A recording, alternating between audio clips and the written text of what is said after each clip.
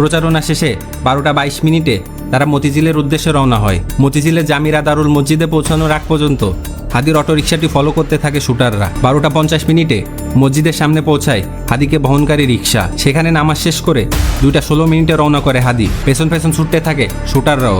বিজয়নগর, কাকরাইল, শাহবাগ হয়ে farm gate সোজা চলে যায় বোনের বাড়ি পশ্চিম আগারগাঁওয়ে। ঠিক এই সময়ে বাসা ভাড়া নিতে এসে কলিং বেল চাপতেই আইন শৃঙ্খলা বাহিনীর আতঙ্কে অস্ত্রের ব্যাগটি নিচে ফেলে দেয় ফয়সাল। পেট্রোল পাম্পে সিসিটিভি ফুটেজ থেকে দেখা যায় রাত 11:31 পৌঁছায় শুটারদের বহনকারী প্রাইভেট কারটি। 12 ডিসেম্বর শুক্রবার দুপুর প্রায় 2:25। ঢাকার ব্যস্ত পল্টন এলাকা। প্রতিদিনের মতোই স্বাভাবিক ছিল চারপাশ, মানুষ, গাড়ি, রিকশার ভিড়। ঠিক সে সময় একটি রিকশায় বসে যাচ্ছিলেন ওসমান হাদি। কিন্তু হঠাৎ একটি মোটরসাইকেলে করে আলমগীর ও ফয়সাল নামে দুইজন শুটার রিকশায় বসে থাকা হাদির ওপর পয়েন্ট ব্ল্যাঙ্ক রেঞ্জ থেকে গুলি চালায় এবং গুলির পরপরই মোটরসাইকেলটি দ্রুত এলাকা ত্যাগ করে। প্রথমে পল্টন এলাকা ছাড়ে, পরে আশপাশের একাধিক রাস্তা ব্যবহার করে অবস্থান পরিবর্তন করে এবং অবশেষে তারা ভুটিয়াপাড়া সীমান্ত দিয়ে ভারতে পালিয়ে যায়। এখানেই তৈরি হয় প্রশ্ন, এত বড় ব্যস্ত এলাকায় হামলার পরও কিভাবে তারা নিরাপদে সরে যায়? আগে থেকে কি তাদের রুট প্ল্যান করা ছিল এবং কে বা কারা তাদেরকে পালাতে সাহায্য করে?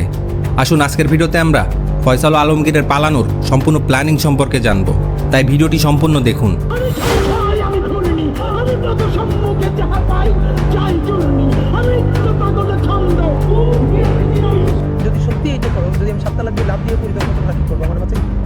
শুটার ফয়সাল করিম মাসুদ ছিল হাদির পূর্ব পরিচিত। তাদের পরিচয় হাদির ইনকিলাব মঞ্চের কালচারাল সেন্টারে। এরপর হাদি যেখানেই গিয়েছে সব জায়গায় নজরদারি রেখেছে এই শুটার। 4 ডিসেম্বর রাত 8:18 বাংলা মোটরের ইনকিলাব কালচারাল সেন্টারে আসেন শুটার ফয়সাল ও তার সহযোগী কবির। 6 মিনিটের সেই বৈঠকটি ছিল মূলত হাদির সঙ্গে সখ্যতা তৈরির পর্ব। বৈঠকে হাদির সঙ্গে কাজ করার প্রস্তাব দেয় ফয়সাল। 9 ডিসেম্বর রাতে আবারও কালচারাল সেন্টারে আসেন ফয়সাল। এবার সঙ্গী কবির নন, আলমগীর। আলোচনা হয় নির্বাচনী প্রচারণার পরিকল্পনা নিয়ে।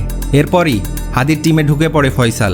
প্রচারণায় অংশ নেওয়ার পর হাদিকে হত্যার মিশনের ছক কষে নেয় শুটাররা। এবার মিশন বাস্তবায়নে নরসিংদী, সাভার, মানিকগঞ্জ সহ বিভিন্ন জায়গায় রেসি করতে থাকেন তারা। মিশন বাস্তবায়নে 11 ডিসেম্বর ওঠেন পশ্চিম আগারগাঁওয়ের বোনের বাসায়।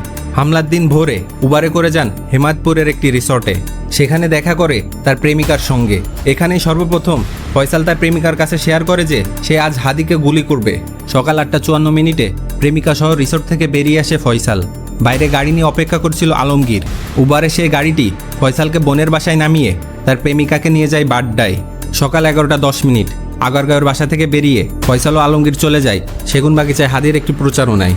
প্রচারণা শেষে 12:22 তারা মতিঝিলের উদ্দেশ্যে রওনা হয়।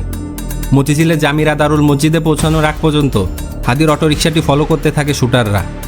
12:50 মসজিদের সামনে পৌঁছায় হাদিকে বহনকারী রিক্সা। সেখানে নামাজ শেষ করে 2:16 রওনা করে হাদি। পেছন পেছন ছুটতে থাকে শুটাররাও।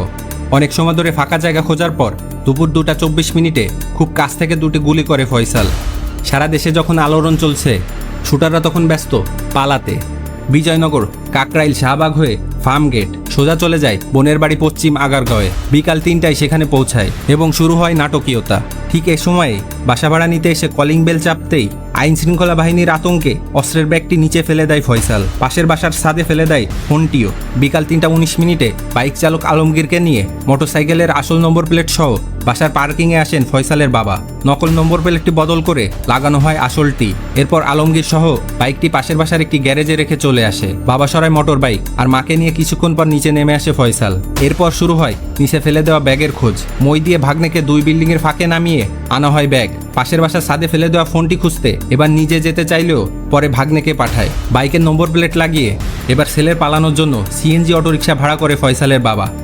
4:54 পশ্চিম আগারগাঁও থেকে সিএনজি করে আসে আমিন বাজার। সেখান থেকে উবারে নিয়ে যায় ধামরাইয়ের কালামপুরে। সেখান থেকে ভাড়া করা প্রাইভেট কারে করে নবীনগর হয়ে গাজীপুরের চন্দ্রমোহনা হয়ে ময়মনসিংহ।